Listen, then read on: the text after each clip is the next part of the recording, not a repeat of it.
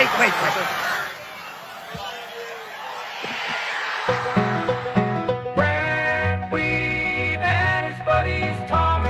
there, and welcome to another episode of the Gun Cranks. I'm Guns Magazine Editor Brent T, along with Tom McHale, the editor of American Handgunner, and Roy Huntington, our special assignments editor. And we're calling this a special edition because we're responding to news of late. And of course, we're talking about the terrible rendition of the national anthem at the Major League Baseball. Oh, that's not what we're talking about.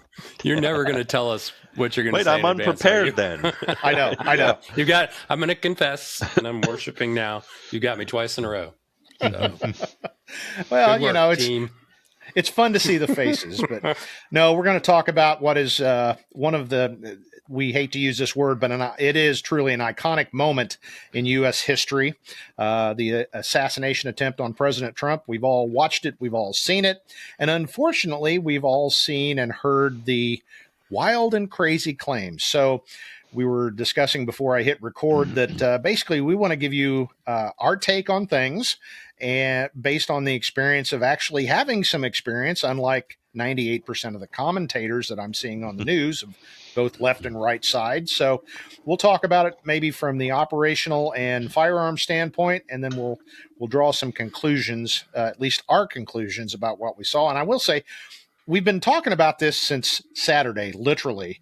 And the fact that we're doing this later, on one hand, kind of bugs me because we're not going to get all the YouTube juice that other people did, but we're doing something that's totally unheard of and crazy in YouTube land, which is we're waiting until some of the facts come out. Can you imagine that? So anyway, I've been flapping my gums. Before I kind of run down the general timeline, I'll throw it open to you guys for any thoughts just right off the top. Well, I'll go first. This is yet again another classic case of ready, fire, aim with the commentators. Yeah. I mean, my wife today was reading me some comments about the hysteria of the conspiracy theorists, and why can people not believe that, no, actually, this is what happened? This kid is a little bit crazy, got a rifle, decided he was going to do this for whatever reason, death by cop or whatever, and that happened, and he missed Trump. There was somebody said, well, it was Trump paid to have a sniper go up there and shoot him in the ear. So, and it's like, how can you be a human being, adult, with more than a first grade education and actually think that kind of stuff? Yeah. So stop it, everyone. Stop the hysterics. All right. Exactly. That's what I have My to favorite say. was the one flying around, and it was a picture of the Secret Service sniper, the guy that was kneeling, like higher. And, the picture was at the top, and all the text was in this hot fuchsia background with black typeface. And it basically was saying, hi, I'm the guy in the picture, and I've been fired because I was asking for 3 minutes for permission to shoot under the rules of engagement. And I was told from higher authorities, no. So, now I've been fired from my job, and the truth needs to get out. So that was my favorite. There were so many favorites. I don't know. Yeah, knowing guys that work for the alphabet agencies, I'm sure they immediately went on to social media and posted their hot take. Well, on in things. Fuchsia, you got to get the fuchsia background. So yeah, is that what it's called? Like this gross hot pink purple? Wow. Whatever. I was gonna say something similar to what Roy said. I think it's fine to talk about stuff, and I think that's what we're going to do today. There's some things that are becoming more known, and there's a whole lot of unknown. So yeah, exactly. We don't have all the answers either, but there definitely are some things to talk about. And I forgot to say at the opener of the show, you're still recovering. So if there's a mucus related incident on this show, it's probably part of the conspiracy. Thank you. Appreciate that. Actually, something went wrong. I hired a guy to shoot me in the ear, for sympathy, and he missed, and he got my sinuses. So yeah, I hear that. Hey, I would like to go on record, though, right up front here. This morning I saw a video from the scene from the time of the shooting, and it was in the background. You could see the counter sniper up on the roof. He had his rifle in a tripod setup, like so many of them do, give him a little bit more height. And he was looking down his rifle, and then you hear pop, pop, pop, pop, the shots at Trump, and almost immediately you see him move a little bit and take a shot. I mean, it was virtually instantaneous. He went from reacting to the sound, identifying the situation, identifying the shooter, and taking the shot in about 2 seconds. And so, He was I fast. mean, we call these guys professionals for a reason. And all you hysterical conspiracy theorists are probably going to say I'm part of the conspiracy because I said that. Yeah. But We're you know on the what? payroll. That was good work. I'm sorry he wasn't 3 seconds sooner, but I'm sure he is too. Roy, you bring up a great point here, and this is one I wanted us to talk about today. I've seen so many discussions about that exact scenario that you just described, and people, it's not even in one frame. People see two different unrelated pictures. That guy facing this way, and then there are other pictures of a guy on a roof somewhere, and they're saying, well, he was looking right at him. Like, folks, come on. Most of the people listening to this show have shot a rifle before. You know good and well that looking through an optical scope at magnification is like viewing the world through a straw. Mm-hmm. If he's focused on 20 feet away, much less 100 yards away, he doesn't see any of that at all. And this is totally theory, folks. This is just, I'm guessing, just based on what Roy described. I think that guy was focused further out, and he picked up on what was going on. His head came off the scope, and he said, there he is. And he reacquired that target and took that guy out in unbelievable time. Stunning. Well, before we start discussing all these points, I'm going to go ahead and run down the timeline. And I've researched this a lot. And it was also cool on Sunday. I talked to a bunch of my friends who are still, quote unquote, in the business. And it's funny because not a single one of them wanted to be named or go on record. But I guess that just tells me a lot of the guys I know still are doing it and still have a foot in the business. And I talked to one guy who knows some of these people, and he gave an interesting conclusion. I'll tell you that. But real quick, we had this young man who we're not going to name because why give the guy additional notoriety? But he climbed up on the roof of a glass research facility that manufactures like glass jars and products and does research. Got up there. A local police officer went up a ladder after people started saying, hey, there's a guy on the roof with a gun. And I just read this morning that apparently he not only, when the guy pointed the gun at him, he not only went down off the roof quickly, he was actually hanging by his fingers because he, as we say, unasked the area real quick and had a severely broken ankle from the drop. So various commentators have made it sound like Barney Fife went up on the roof and the guy pointed a gun. He said, okay, I'm leaving. That's fine. I'm sure that's exactly not what happened.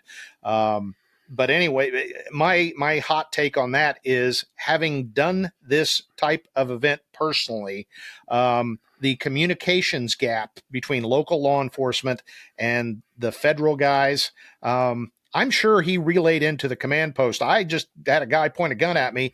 By the time we played that little game of telephone, I'm sure there was a several second delay. So anyway, as we've all seen, President Trump was speaking. He turned his head. This guy fired a number of shots. That's still in dispute, from apparently an AR style rifle, about 130 yards, I believe was the figure we've heard. And then the U.S. Secret Service counter sniper. There were apparently 4 on the roof behind the ex-president, and one of them immediately, as Roy said, engaged the guy and took him out. The agents, of course, you saw a great example of how personal security details work. They swarmed him. They got him down. They used their bodies to protect him. And my first question when I saw it was, man, they took a long time, because normally, again, I have not done a personal security detail. I've worked on the planning side and working perimeters and all that. But I've been to multiple classes on how to do that, and there's not a lot of secrecy behind it. It's basically you get the protectee out of there. That's your job. So I was surprised it took so long, but in talking to guys on the inside, so to speak, they said a lot of it has to do with the person you're protecting. And it does sound like President Trump was ready to go, but he wasn't ready to go. And he made his stand. And we've seen the iconic photo that, is going to be probably etched in history books for, the rest of time, with him, blood on the face, right in front of the flag, fist up in defiance. So then and you can hear on the audio and video that they're saying, let's go, let's go, let's go. So they swarmed him out. They got him to the Beast, which was parked behind the stage, and they got him the heck out of there and took him to the hospital. So I don't think, unless you're a crazy conspiracy theorist, I don't think much of that timeline's in doubt. And we were laughing when Roy said, or Tom, I can't remember, you hired this person to shoot you in the ear. First of all, whoever did the shooting missed President Trump by an inch. Had he not turned his head, this would be a much different conversation. If I'm going to have somebody shoot me so I can garner sympathy, I wouldn't pick a 20-year-old who was kicked off the rifle team because he was a knucklehead. So, folks, that part of the conspiracy theory, let's stop and think about it, okay? I don't think there's any dispute. He was the shooter. I think he was doing the best he could, and he, of course, did manage to kill one man and seriously wound a couple of others. So, anyway, that's kind of the timeline. I will close with one interpretation. Talking to the guys I know that do this for real every day, they all said the same thing. I said, "What's your takeaway?" And he said, "Regardless of whatever did or didn't happen, it comes down to resources." And I said, "Really?" I was expecting something else, and the guys all said almost the exact same thing. This President Trump is an ex-president, and how much resources do you throw at it? Everybody's saying, well, every roof should have had somebody. Again, having done a former president in a political rally setting, I know I could count the number of agents he had securing him on one hand. And the rest was handled by local law enforcement, and that's where I came into it. Granted, it was an indoor venue rather than an outdoor, but in the real world, and Roy can speak to this, even if it's local police, well, I need 50 guys. Well, you've got 10, and 2 of those may be on sick leave. That's just how it really works. Now, obviously, from this point forward, they're going to throw lots of resources. But anyway, that was the hot take from all the guys I talked to.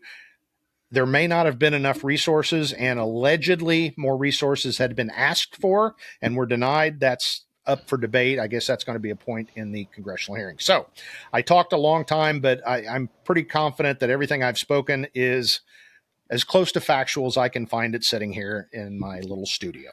Well, I chatted. I have a takeaway. I want to make sure I'm tracking you on that last bit you said about a handful of full-time Secret Service and then the rest local law enforcement. So you're saying that the deep state hired local law enforcement to enable this assassination attempt. Did I get that? Could be one properly? Interpretation. Okay. Well, I want to stick to the facts here. So yeah. Oh, you're part of it, aren't you, Tom? You're part of it. This is a counter false flag disinformation.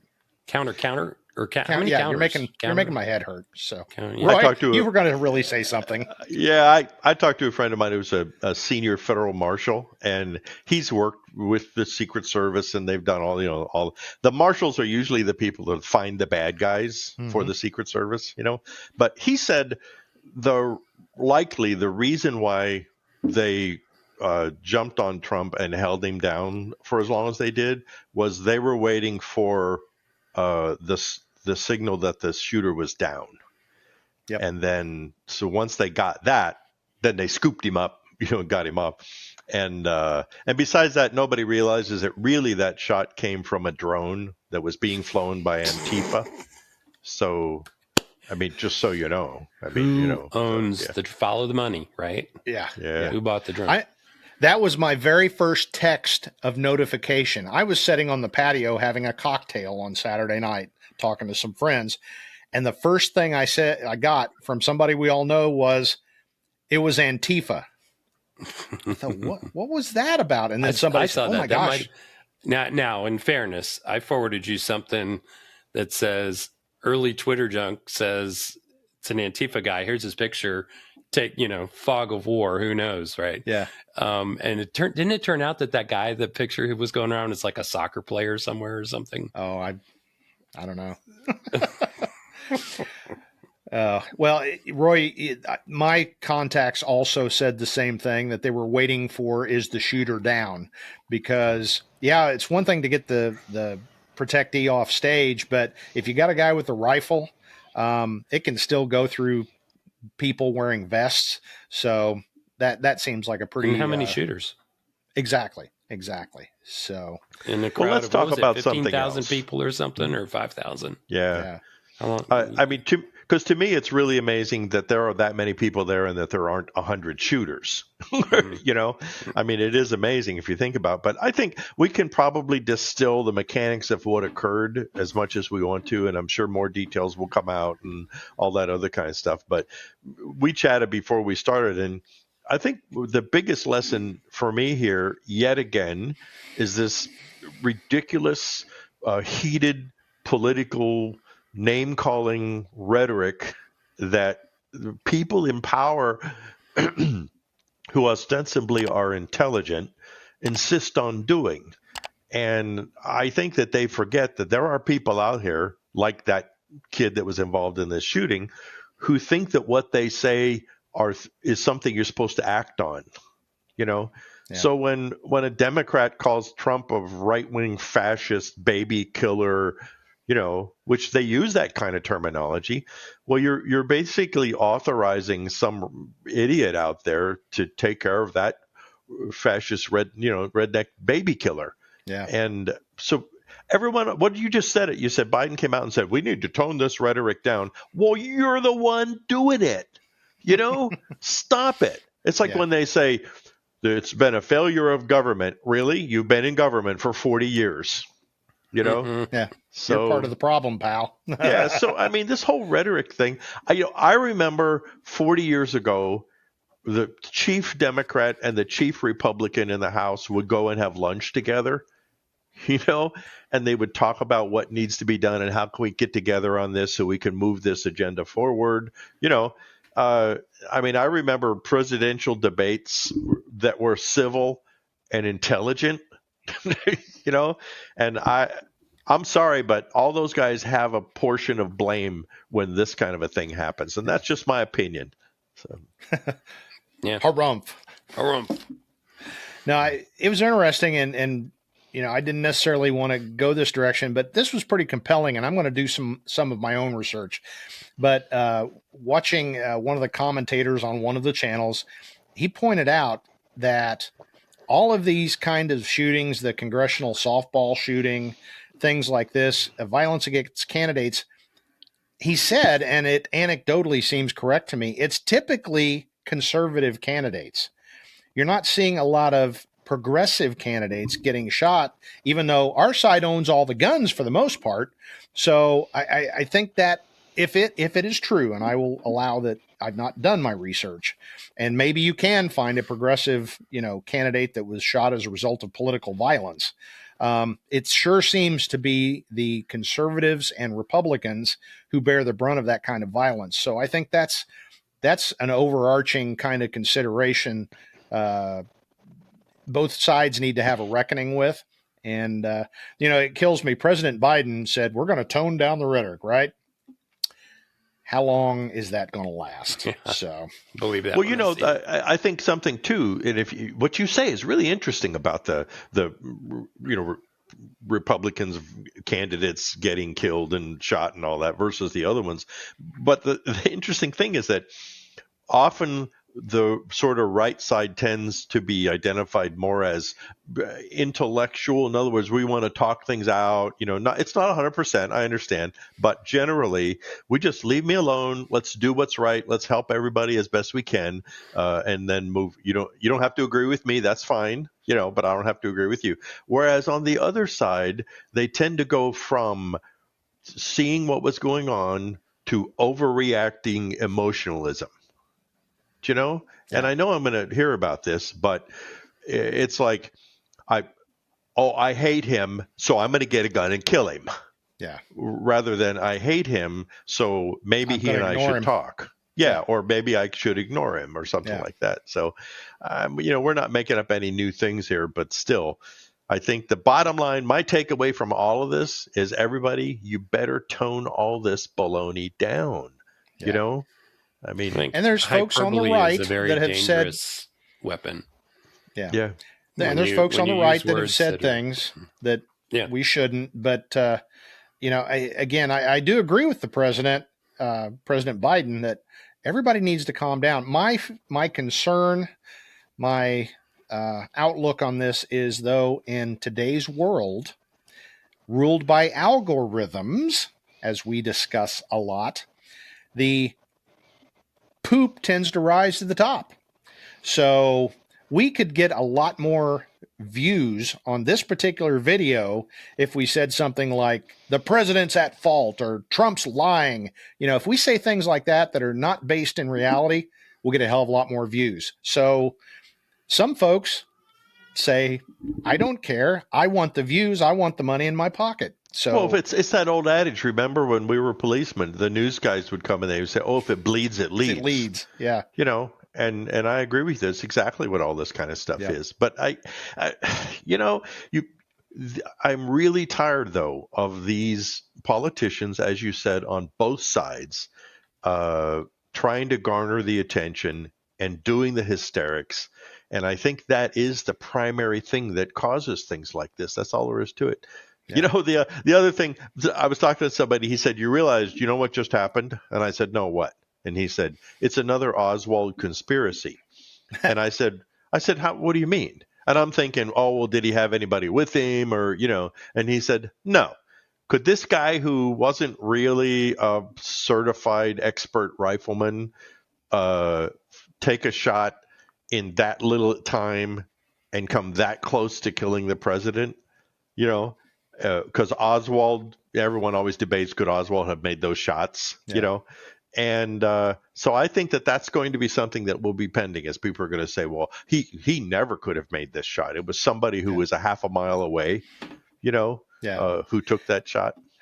Well, I was going to go back to, I thought you distilled all of this, the explanations for what happened down perfectly. And we've seen it countless times, just as people, but as experienced folks that have been on the inside of the perimeter kind of thing. There really is that fog of war, and people need to learn to accept that bad people exist and they do stupid things for bizarro reasons, and bad things happen. And that's one of the things that I think we've lost in modern society. Everything is somebody's fault. And that's not even a political statement, even though I tend to believe folks on one certain end of the spectrum, left, tend to focus more on this, but we all kind of do it now. And it's a combination of many things. I'm a history buff and a genealogy buff and all that. Stop and think back in the 1900s. There very much was open racism, inequality, and just in day-to-day life, people might have had 15 children because only 10 of them lived. And yet they continued on, and there weren't calls for justice and demand some redress for something. I'm not saying life was perfect. My point was people individually just got on with life and realized bad things happen. You can blame it on fate. You can blame it on God. You can blame it on whatever, but bad things happen. And I kind of go in full circle on this. A bad thing happened. A disturbed person did something really stupid for who knows why yet. And it happens. And we need to quit worrying so much about why did it happen?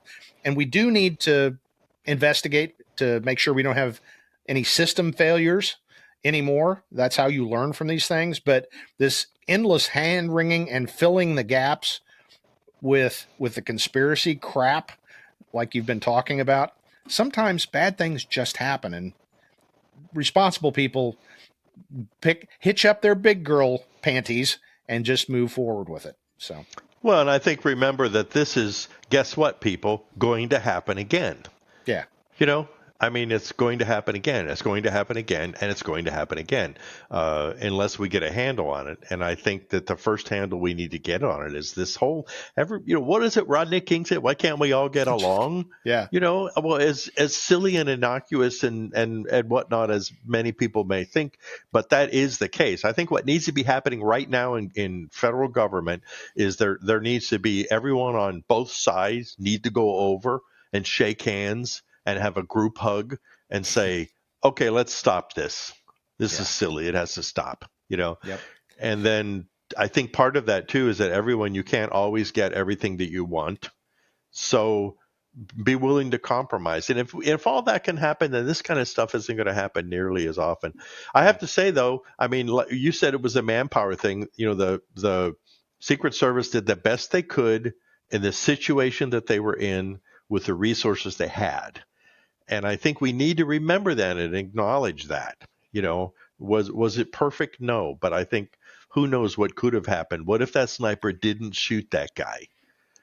And, there he is on that roof with an AR-15 shooting into the crowd. So, well, let me address that point and just hold on, Tom. I want to address the point and then I'll throw it to you.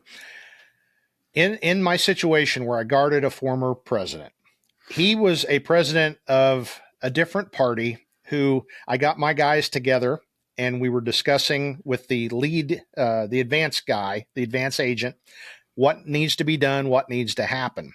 And he walked away and we all had a little, kind of group hug, as you say. And I said, I know probably not many of us voted for this guy and don't hold him in very high regard, but I think the key here is we ain't going to let it happen on our watch.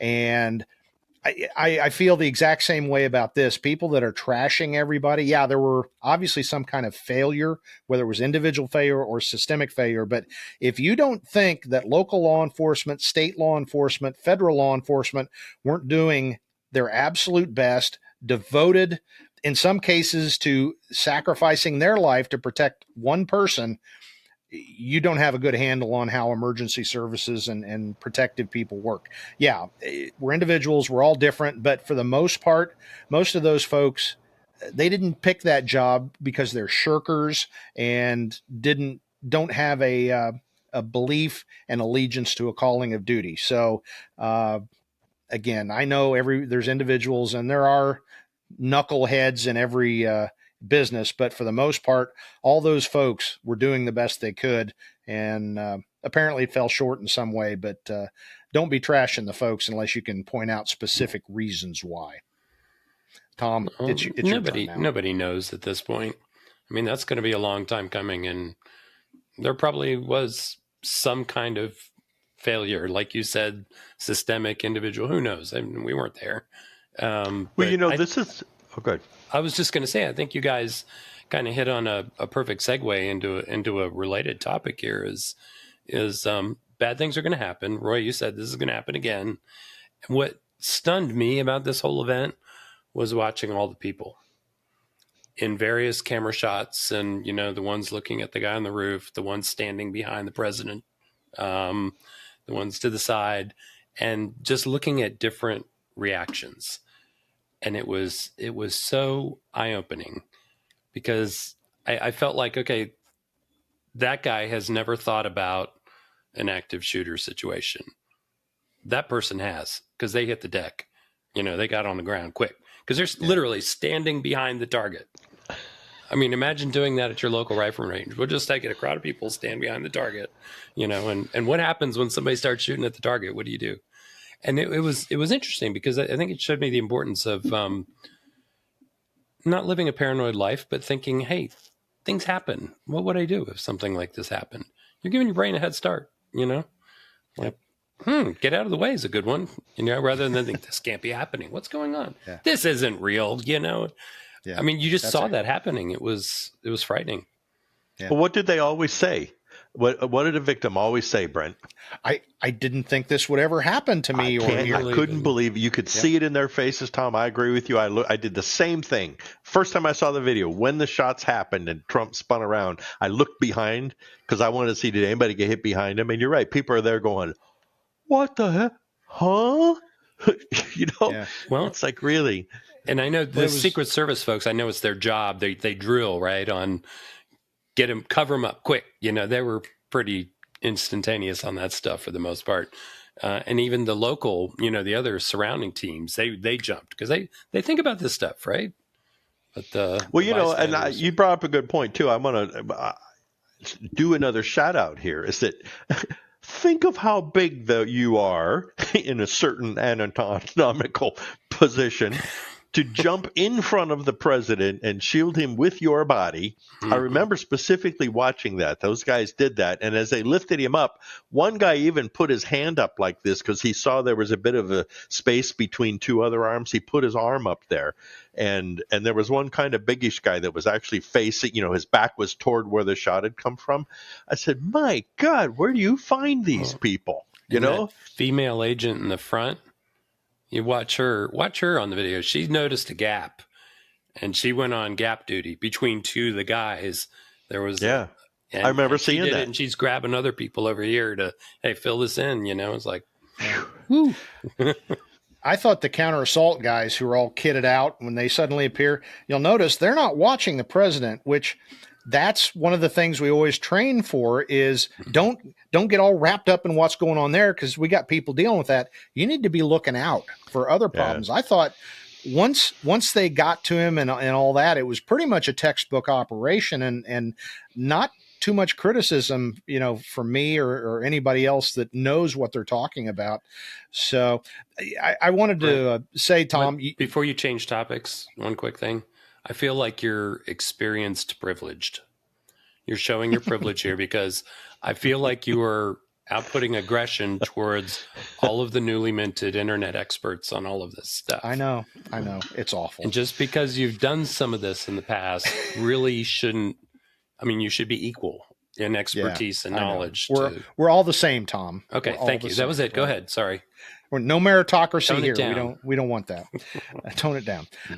No, I was actually going to say you made a really great point, and it was even yes, you did. You're saying and it was even driven home more because over the weekend I was at a couple of gatherings, and it was interesting, like you said, to see the reactions of people on the video, and it was interesting to talk to folks in my little corner of the world here. Because some of them pointed out, boy, people acted really weird.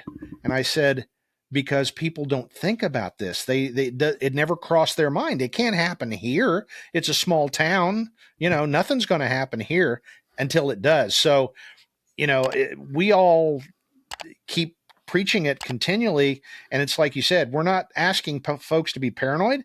Just be prepared. And I guarantee you, all three of us, if we were in that crowd, we would have thought, what if somebody starts shooting? What are we going to do? Where are we going to unass the area? And that may be as far as you think it through, but at least there's not that, deer in the headlights. And that's what you saw, several thousand people. What? Some people are pointing at the roof. Others are, taking their cell phone out. How about you protect yourself first? I did see one interview with two guys, strapping young men. And I after it, I was like, these guys get it because they were, answering the questions. They go, that was hard to tell because we were running full speed at that point. We're getting out of the area, because like, okay, somebody's thinking about this stuff. Well, can I make one other? This is going to be an opinion, and I may be wrong, and I'll apologize if you can empirically prove me incorrect. But I saw a video yesterday taken by somebody of the gunman. And there's a lot of these videos floating around, and I'm pretty sure they're legit, of when the kid was getting up on the building and all that. And people are going, that guy's got a gun. He shouldn't be up there. What's he doing? Nobody was screaming, gun, police, any of that. And we had a little text go around yesterday laughing about it.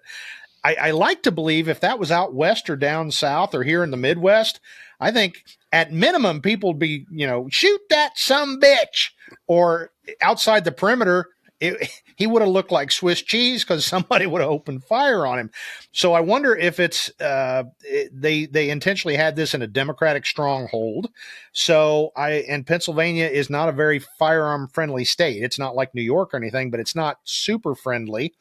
I wonder if that had something to do with the response, because again, even if you're anybody with cogent brain function should see president or, former president over there, guy climbing roof wearing a t-shirt with a rifle. This is a problem, people. You have to become involved, not just video it and go, wow, that's kind of weird. It's a fascinating psychological study, I think, because a lot of those people, I'll bet you, your brain's programmed to not violate social norms. Right. Like, who of us think are going to be comfortable shouting at the top of our lungs in a big crowd some crazy thing, Yeah. that we haven't even processed yet. I would. Right. Yeah. All of us, You're- right? you're right, though. Unless you've Yeah. thought about it. Like, Yeah. what would I do?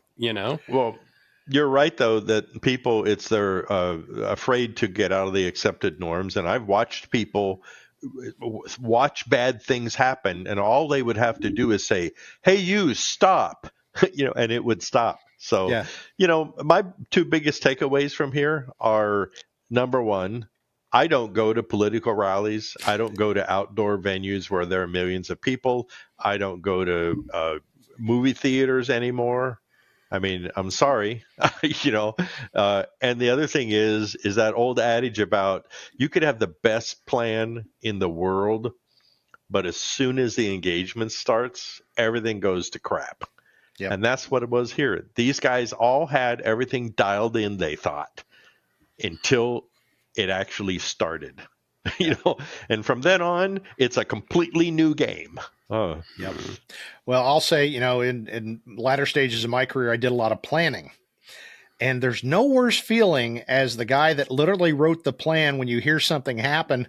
Your first thought is, damn it, I didn't think of that. And then your next thought is, it's amazing some of the crazy crap people do and come up with. And, I've told people 100 times in the last couple of days, the good guys have to be perfect every single solitary time. A bad guy has to get lucky one time. And I think that's what this is. What happened. Yeah, that's what this is. All right. Guys, we'll close this out, but I'll go round robin.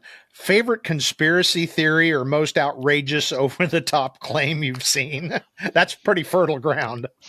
I just thought for me it was the people who are saying that Trump paid to have this set up so he could be wounded, so he could be a hero. And then they also said that the flag was set there and the photographer was in place exactly to take that picture. And I went, okay, all right, if that's what you think, that's fine. Yeah. You're right. You just set me up beautifully. Because it's just popped into my head. I'd forgotten all about it. My favorite is that it was done with a BB gun. As part of what you just said, that it was set up and that he was nicked in the ear and all this stuff. And they said, yeah, it was a BB gun. Absolutely. Okay. And how do you explain the guy had his head blown clean off? Shush. Right. You know what? There's your privilege. He was a plant, right? There's your gun knowledge and tactical knowledge privilege showing. Stop it. Actually, you know what, too? I will say one thing. Trump's up there. He's talking. He's flat-footed. Last thing he's thinking about probably is I'm going to get shot today. And you see crack, crack. You see him kind of, I think, start to like, what's that? The bullets zipping, snapping by him. And then he gets hit, right? And he goes like that. But he was actually pretty cool. I mean, he just realized what's happening. He dropped down the thing. He didn't cry hysterically or, run off the stage or, and so I got to say it made me feel good. And I'm sure this person has changed their tune today, but I'm going to have to go back and find it because it was a commentator for the New York Post, NPR, or something like that. Someone who has been virulently, if I can get that out, anti-Trump, and one of the ones that I'm sure at some point has said some of the crazy stuff about Trump. He grudgingly said, you can't plan to get shot, and this showed what kind of guy he is. And I got to say, I still don't like him, but he showed leadership there. And I thought, wow. Yeah. You might have just converted somebody. He held it together. And can I just go online now and say that you were looking at the next president of the United States after that? If the Democrats pull this one out of a hat, I will be amazed. Yeah. So, well, especially after the VP pick, I think he's a solid guy. Yeah. And I got to laugh. We're veering into politics, but we kind of do because it's entwined with gun rights. Is the people on the Republican side are just waiting for J.D. Vance to debate Kamala Harris. Won't that be something? Yeah, he's actually known as a great debater. Yeah. And then you got Kamala Harris. Wow. Well, and he's a best-selling author. Yeah. That book. and he seems to be well spoken. I agree. Yep. All right. Well, have we beat this to death? I don't know if you can, because I think people are going to be talking about this literally for the rest of time. And I hope this is like the most crazy, controversial moment of the entire election cycle. But I'm kind of like you, Roy. I hope it is, but I've been saying for a long time, we're reliving the 60s because, history repeats itself, even though we don't teach history anymore. Those that don't know history are doomed to repeat it. We're in the 60s, and I've been saying for a while, at least we weren't shooting our politicians yet, and I can't say that anymore. So it'll take a while, but things like this, I do think, get people's attention, and folks start realizing on an individual basis, I'm maybe a little part of the problem. Maybe I need to slow down. And then eventually you get the preppies, and we'll all be wearing chinos and khakis before too long. So I saved mine. I'm ready to go. All right. Well, any other closing thoughts, guys? No. Okay. Well, again, I think our takeaway we absolutely agree with is don't get all wrapped up in the conspiracy stuff, except that bad things happen to good people. And yeah, there was some kind of failure here, but these things happen, and we don't have to analyze it with an inch of our life. And we certainly don't have to go on YouTube and make a bunch of crazy claims about BB guns and who knows what else. So are you refuting my I am refuting theory? because we are part of the problem. No. Okay. Now here's where you guys are going to be mad at me. We want to hear your comments. Okay. We're just kidding. We don't really want to hear your comments. No, we want to hear your comments. And it's kind of cool because kind of inside baseball, behind the scenes stuff, we've been, and I give Roy a lot of credit for this, we have kind of cracked the next level of YouTube, and we're really getting some great numbers, and it's turned into a full-time job for Roy just to track the comments. And this has the potential for really going over the top, but maybe we can do a follow-up program with craziest comment we got, because I'm sure there'll be a couple of those. So anyway, I think make sure all the conspiracy theories, and we'll come back. We'll revisit in like 3 months and 6 months, and see which ones came true. Yep. And in the meantime, check out the Guns Magazine podcast. You can get it on all your various and sundry podcast archives, and of course YouTube. We talked about the Kennedy assassination and the conspiracy, and we kind of broke down the firearms part of it after I found myself driving over the spot John F. Kennedy was killed a couple of weeks ago. So we had a nice talk about that, and kind of came to the same conclusion. Not exactly sure who did it, why, and all that. We're not going to speculate, but as far as the shooting part goes, there wasn't much challenge there. So I think we've all kind of got the same conclusion on this one, unless you're one of those people orbiting the planet, at least mentally. So anyway, guys, thanks for jumping on here, and we'll do another program to talk about the horrible rendition of the national anthem at the Major League Baseball Home Run Derby. So on another time. So anyway, leave comments, make sure you like and subscribe here on the tube, and become part of our family for Guns Magazine and American Handgunner. On behalf of Tom McHale, the editor of American Handgunner Magazine, Roy Huntington, the guy that hired both of us, and he's now out to pasture. What a mistake that was. What a mistake that was. But I'm Brent Wheat, editor of Guns Magazine, and we'll see you next week on The Gun Cranks.